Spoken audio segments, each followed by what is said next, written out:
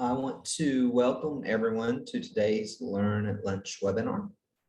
We will hear from Extension Ag Economist Dr. Rodney Jones as he discusses fall crop opportunities today. If you have questions, feel free to ask them through the chat window at the bottom of the screen. And there's a chat button down there, and just click on that and it'll bring up the window. Dr. Jones will answer your questions at the end of the presentation today. You may find more information on this and other farm management topics by visiting the eFarm Management page, and I will share that link in the chat window as well. Dr. Jones, I'm going to turn it over to you now. Okay, Brent, confirm that you can hear me, and I'll go ahead. All right, thank you.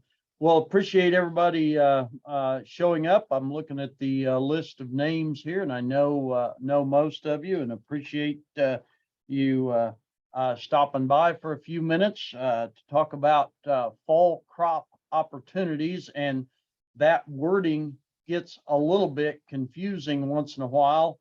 Are we talking about opportunities for harvesting crops in the fall that were planted in the spring or summer? Or are we talking about prospects for fall seeded crops? In this instance, we're talking about prospects for planting something this fall and trying to make something of that. So primarily we'd be talking about wheat or canola here in Oklahoma. Obviously, prospects for harvesting crops this fall are rapidly deteriorating due to the deteriorating weather conditions, and we're certainly well aware of that. We'll talk about that just a little bit more as the webinar progresses here. So I think just kind of right off the bat, my first slide, I'm just going to mention that the optimism, at least economically, that was certainly present in our crop producer ag community as recently as a year or so ago has faded quite quickly.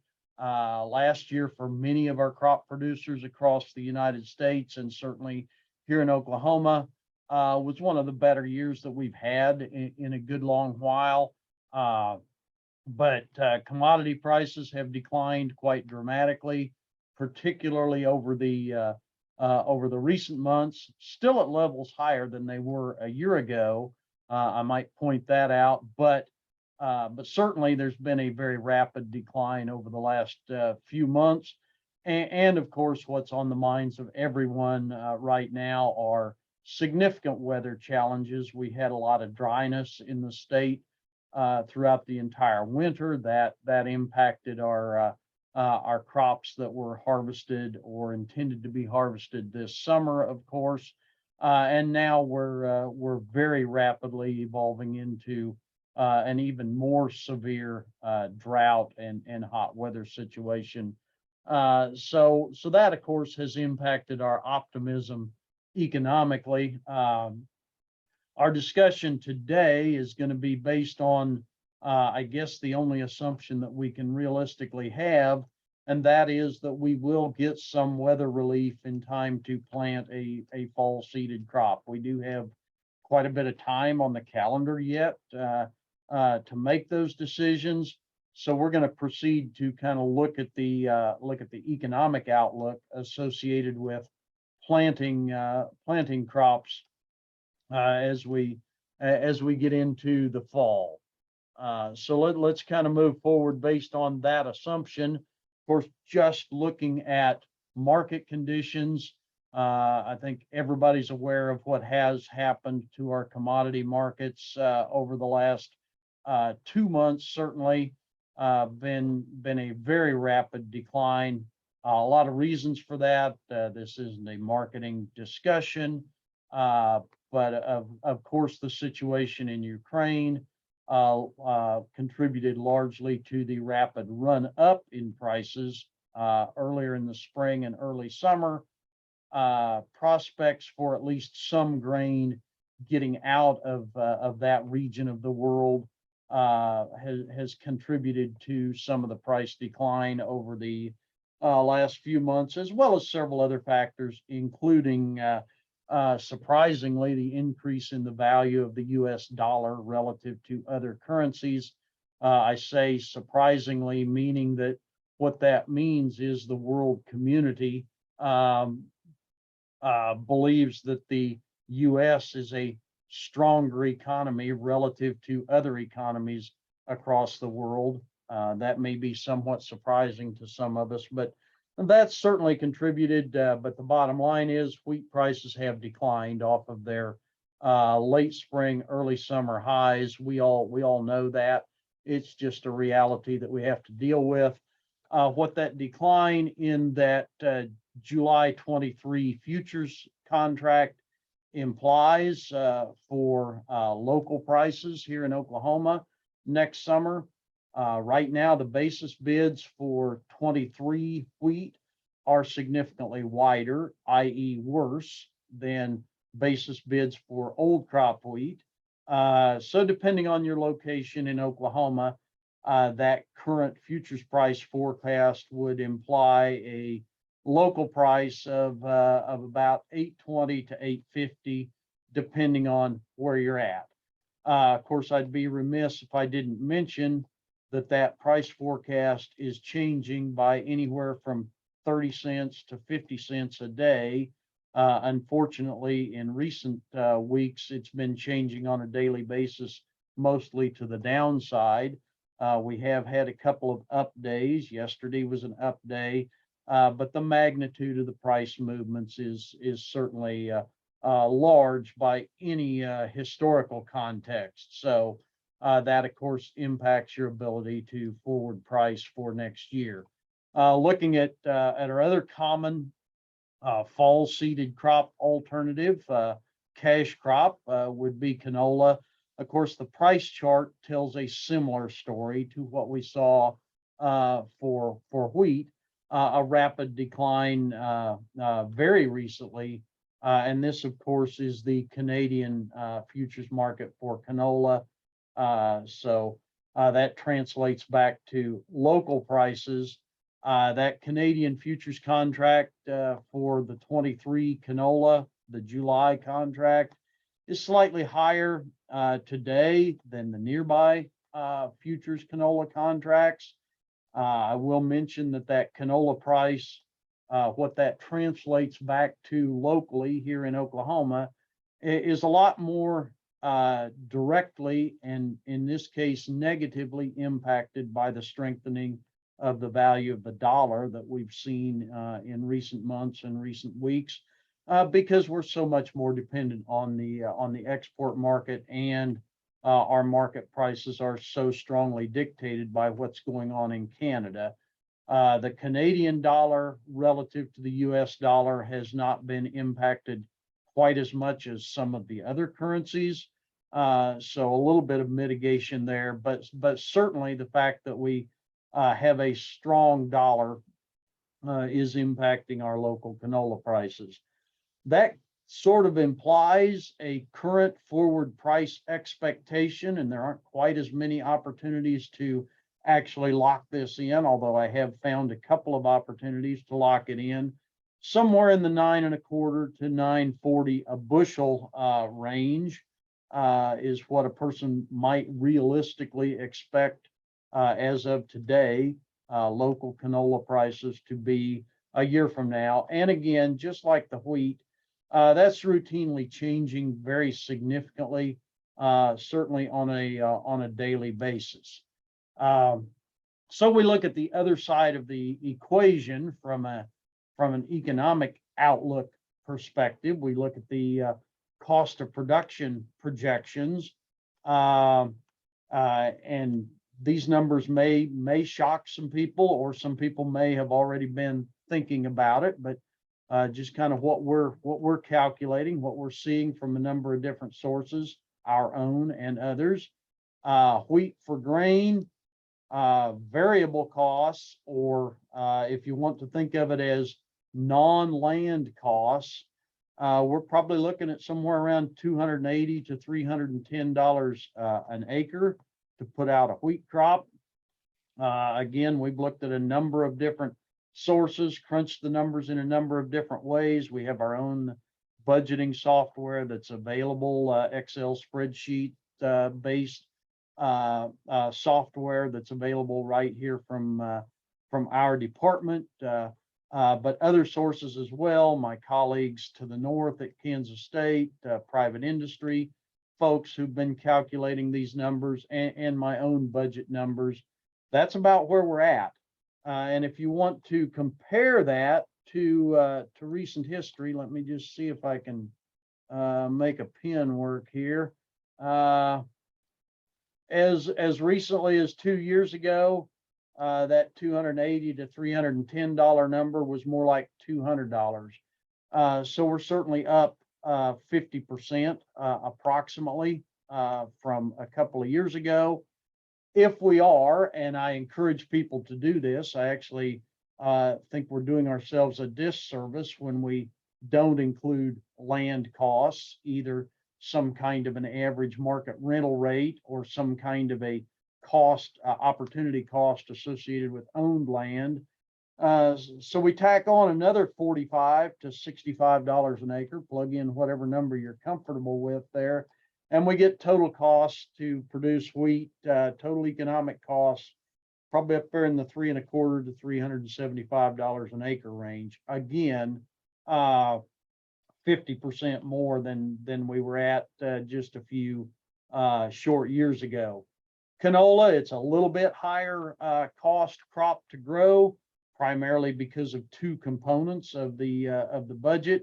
Seed costs are generally a little bit higher on a per acre basis, and harvesting costs are generally, as a general rule, just a little bit higher on a per acre basis for canola relative to wheat. We're probably looking at 300 to 330 before any land costs are considered. Again, add that same $45 to $65 an acre implied rental charge or land cost, however you want to think of it. We're getting up there 345 to 395 an acre. I think when we're looking at total economic costs, I realize I didn't put a budget per se up here. A lot of times people kind of get lost in the details. We'll look at a few of those major cost components here in just a few minutes, but that's kind of an overview. So if you combine that price projection for wheat, for example, of somewhere between $820 and $850, if you combine that with those cost projections, just kind of looking at a break-even budget projection for wheat, and again, there's two ways to do a break-even projection. You can either fix the yield and calculate a break-even price, or you can fix the price and calculate a break-even yield. I tend to like to do it the latter of those two ways. I kind of like to look at it from a break-even yield perspective. If you're one of those really low-cost producers and you don't feel the need to include any land charge, you own the land and don't want to put an opportunity cost on it, so you're kind of optimistic in terms of your cost structure. And if you happen to be in an area of the state with a little narrower basis, so you're a little bit optimistic on the wheat price side, so you're at the high end of the wheat price forecast as of today, you've got a break-even yield of somewhere around 33 bushels an acre. If, on the other hand, you're at the other end of the extreme, you're a high variable cost operator, and you're paying $65 an acre cash rent for land, or plugging in a pretty high land charge. So you're up there at total economic costs of $375, and you're also pessimistic on your crop price outlook. You're in an area of the state where your basis is a little wider to the negative side, or whatever the case may be. So you're at the lower end of the output price perspective. You've got a break-even yield of about 45 on the wheat side. You can turn that around and fix the yield at 40 and calculate a break-even price. We've done that. So you're probably anywhere from about 730 to a little over 820. So 730 to 830 would be your break-even price probably. So if you're a low-cost producer, you have some opportunities for a narrow margin there. If you're a high-cost producer, you're either going to have to look at pretty high levels of production, or you're going to be in a very low to negative margin scenario. Same type of thought process on the canola. If you're that low cost producer, but optimistic on the price forecast, you probably got a break-even yield of about 32 bushels. That's about 1,600 pounds per acre. So kind of at the high end, or kind of at the moderate end, I would say, of our yield expectation in most areas of the state. If you're a high cost producer and you're sticking that opportunity cost in there, kind of on the high end, so you're up there at the high end of the cost structure, and conversely, you're at the low end of your expectation on where canola prices will be, or what you can lock in for a canola price. You might be looking at a break-even yield of about 43 bushels, which would be over 2,100 pounds per acre, kind of at the high end of our production estimate for most areas of the state here. On a relative scale, of course, the wheat looks like it's maybe a little easier to make break even, at least in the short term, than the canola, but we always have to put the caveat on there. The canola does some wonderful things in your crop rotation, gives you some benefits in future crops. So if you take a long-term perspective, we're probably not that much different in terms of the relative economic opportunity between those two crops. The bottom line is, after a year or maybe 2 years of kind of above average returns to crop producers in Oklahoma, we're back to that long run normal expectation of kind of about a break-even scenario, which of course basic economics won't let us arrive at anything other than that in the long run. Tight margins, average producers just kind of covering economic costs, not a lot of profit potential there. The thing about that is it's kind of disappointing, because many of us were at least hopeful that we had a few more years of positive margins that we'd be looking at before we got back to that long-term expected normal. We know we always have to revert back to that, but we thought we might have a little more cushion to kind of heal up from some of those years of 4 or 5 years ago when things were pretty tough.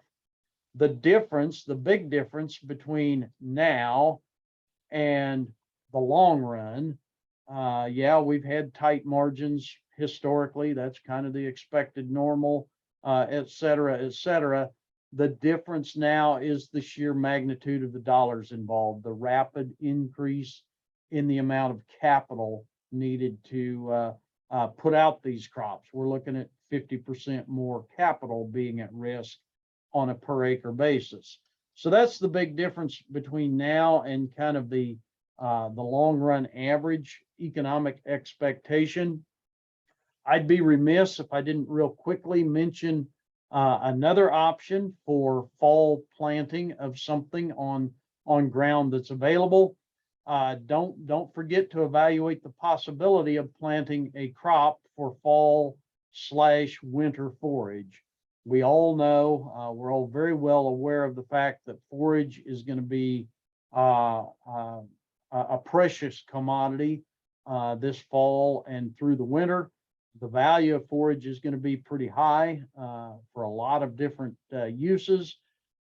And on top of that, a lot of the cost components that are included in a grain for harvest type of a budget can be cut significantly if we raise a forage crop instead, especially a grazable forage crop. That harvesting cost component kind of drops out. Maybe some of the pesticide expenses associated with growing a crop for harvest can be reduced significantly. So we can kind of cut those costs quite a bit. And that might make planting a crop with the intent of using it for forage an attractive opportunity this fall. Obviously, those prospects are very dependent, as I mentioned here in the last point, on when it rains. If it rains early to mid-August, we've got some good opportunity there to get a lot of grazing or a lot of forage produced during the fall. If it waits till October before it allows us to get a crop out of the ground, those prospects diminish quite rapidly. Let's take a look at maybe some possibilities for improving that margin outlook, at least in the short run. And we're going to start by looking at some of these specific cost components. I realize a lot of these are pretty aggregated. If you look at a detailed budget, there'd be a lot more subcategories, but we're going to take a really quick look at seed, fertilizer, harvest, pesticide, which would include herbicide and insecticide type products, crop insurance cost, all the machinery operations kind of lumped in one category there, interest, and then there's always some other miscellaneous costs, and then the last one being rent. So let's take a look at a few of those where we might have some possibilities for improving those margins by cutting costs. Seed, not much we can do in a wheat production budget. It's a more significant component of the overall costs in a canola budget. So the question that's on everyone's minds has been for a long time, really important to look at in times of tight margins. Can we manage seeding rate to cut costs? I will just share a little side note. Just last week, I had the opportunity to travel to North Dakota, where they raise a lot of canola. Granted, it's spring seeded canola, not fall seeded canola, otherwise very similar. We talked to a lot of producers and we got to visit a research facility. And one of the main focuses is, can we cut back from the typical 4 pounds or maybe even a little more than that per acre of seed to something more like 2 or under with better seeding equipment, better seed management. And we saw a lot of evidence that can be done. It's not automatic. Depends on percent emergence and seed placement and so on and so forth. But there's a lot of work going on in terms of seeding management for canola, because seed is such a significant component of the overall costs for a typical canola crop. So think about that. We've been doing that on our own farm. We've been planting our canola for several years now, probably 6 or 7 years. We've been planting with a row crop planter and cutting our seeding rate back. Normally we have pretty good luck with that, but there may be other technologies in terms of grain drills and so forth that can do a better job with less seed. Not much we can do on the wheat side on that one. Fertilizer, that's obviously the biggest contributor in our most recent budget to cost, the biggest contributor to the cost increase from recent years until now. We went from $45 to $50 an acre on average in fertilizer cost for either one of these crops just a few short years ago to roughly 100 now. So a very significant increase, 100% increase in fertilizer costs. I might just mention a lot of us just finished harvesting a summer harvested crop for 2022. Unfortunately, for a lot of us, those yields were substandard. We didn't use all of the nutrients that we put on those crops last fall and last spring. There may be some residual fertilizer out there. It's going to be tough for it to show up in a soil test because it hasn't had time to make its way out of the residue into the soil. But we may need to keep that in consideration as we plan for the initial crop following those crops. we may have some residual fertilizer out there. We don't want to short ourselves on fertilizer, but there may be ways to utilize some of that fertilizer that did not get used last year. There are ways to find that out through sensing, either the green seeker type technology or tissue sampling in crop.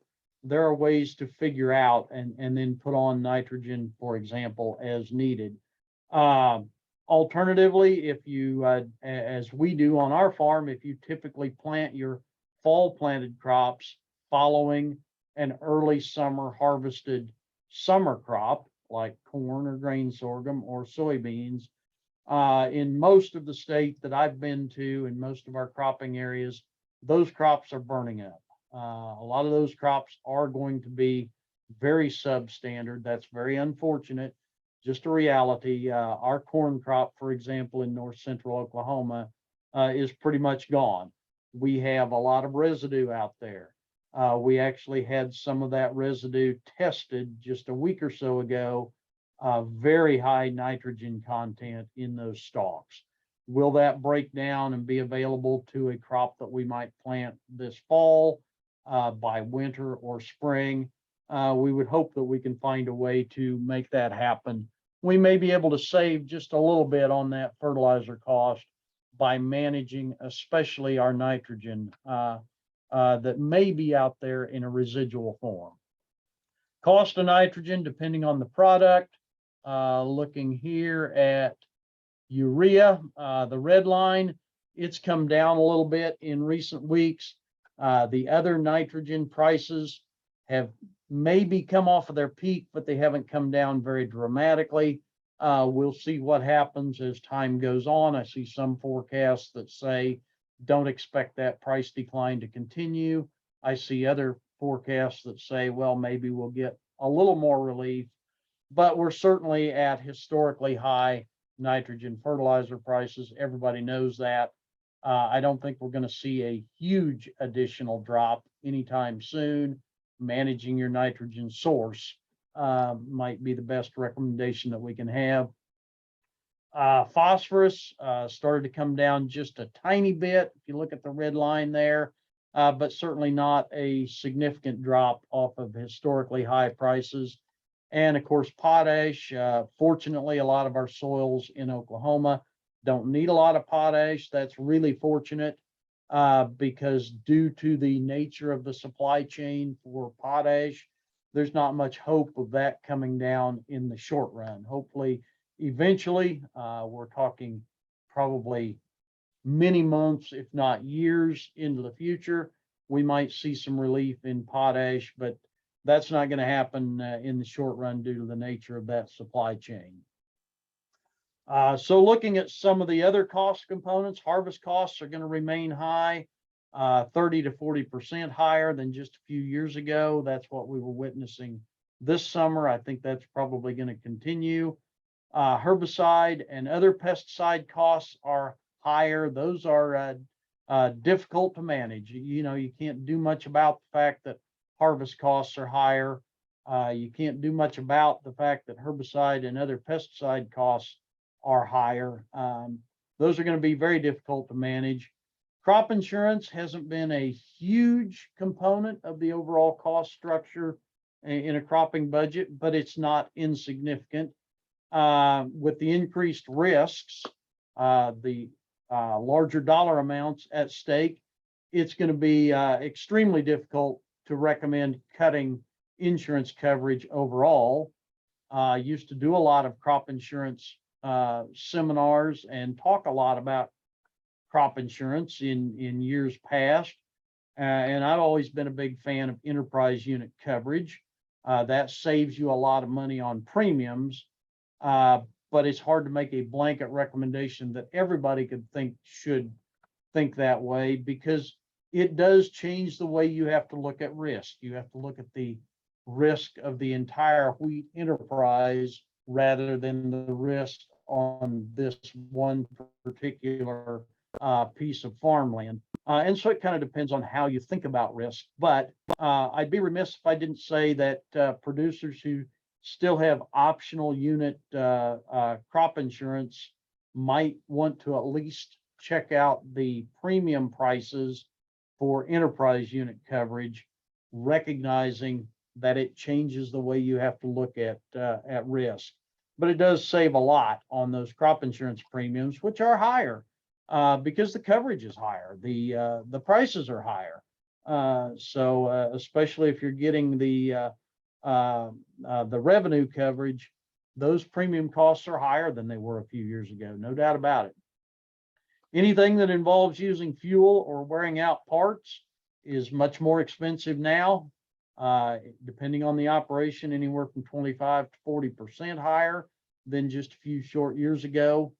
The cost of machinery operation, tillage, etc., has gone up faster than the cost of herbicides as a general observation. So right now, this year, reduced tillage and using chemicals to control weeds might be something to consider. I will say that just a few short years ago, and this is coming from a person who individually is a big fan of no-till and reduced tillage for a lot of different reasons.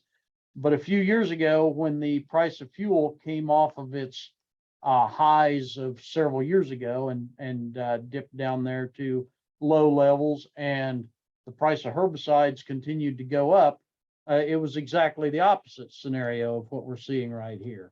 A few years ago, a lot of people kind of went back to tillage because the herbicide, the no-till option, became more expensive. The opposite has happened to some degree this past year. The cost of running iron has gone up faster than the cost of kind of a comprehensive package of herbicide weed control. So that might be something to think about as you're budgeting with folks or for your own operations. Interest hasn't been a huge thing to think about with regard to the overall non-land cost component. Rising interest rates are going to increase interest costs. It's a bigger contributor to land costs if you're someone who's trying to buy land on borrowed funds, larger dollars involved, etc. If you just look at the cost of the variable inputs, even with interest rates going up, it's not a major driver of the overall cost, except for interest on land. That's going to be an issue. That leads us to rent. A year ago, there was a lot of discussion everywhere I went, people talking about rents going up. I still hear some chatter about that because commodity prices are higher than they were 3 or 4 years ago. But I think a lot of people are recognizing the production challenges that we've had and the rising other input prices. So I'm not hearing quite as much talk about upward pressure on cash rents, but I think there's still a little bit of that pressure out there. Looking at the other side of the equation, the revenue side for improving margins, these market price moves are nothing less than unprecedented. We haven't seen this long of a time period where prices just moved around as dramatically as they have the last several months for sure. So using a combination of your crop insurance choice, revenue coverage with the harvest price option included, and a forward pricing opportunity to take advantage of capturing those prices when positive margins are out there, seems like a good strategy to me. People are always worried about forward contracting too much. Those worries go up when we've had a crop failure, when we're in a drought, when we're looking at the possibility of production shortfalls, or we've had production shortfalls in recent memory. Okay, how it's going to cost me a lot to get out of my contract if we have a production shortfall and the price goes up. I'm going to have to buy that futures contract back at a higher price, whether I'm doing it myself or through some kind of a forward contract that I can't fill with physical product. You ease that concern if you have crop insurance coverage with the harvest price option included. You're going to get that revenue from the crop insurance company to buy back your contract that you can't fill, and you end up netting what you hoped you would net. Of course, the big error there is forward contracting more than your insurance guarantee. There's where the risk lies, but you can be pretty comfortable contracting up to your crop insurance guarantee. We're all very concerned about expanding drought conditions. With that in mind, as conditions allow, planning for fall crop planting, the margins look tight. A lot more capital is on the line. There's some potential in some major cost areas to reduce those costs of production a little bit, in some cases temporarily, in some cases just good overall cost management for the long haul. And there's volatility in these commodity markets. A market upswing on any given day, if you can add 40 cents or 50 cents, that might give you the opportunity to lock in a margin that you're comfortable with. That's kind of the situation we're in. I do certainly wish and feel bad that I can't offer better answers, more positive answers, but this is the situation we're in. I would ask you or encourage you to post comments to the chat box. Give us some feedback on the survey link that I believe, if I'm not mistaken, Brent has posted to the chat box. And I'm going to stop sharing my screen so that I can look at the chat box and see if anyone has any questions.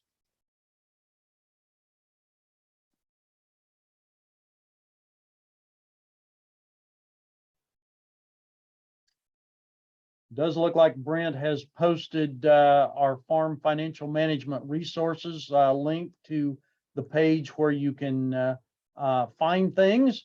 And he's also posted a link to the survey.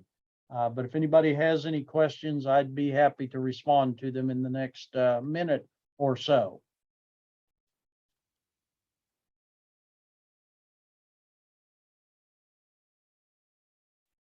And I have set it where people can unmute themselves to ask questions or ask questions through the chat either way.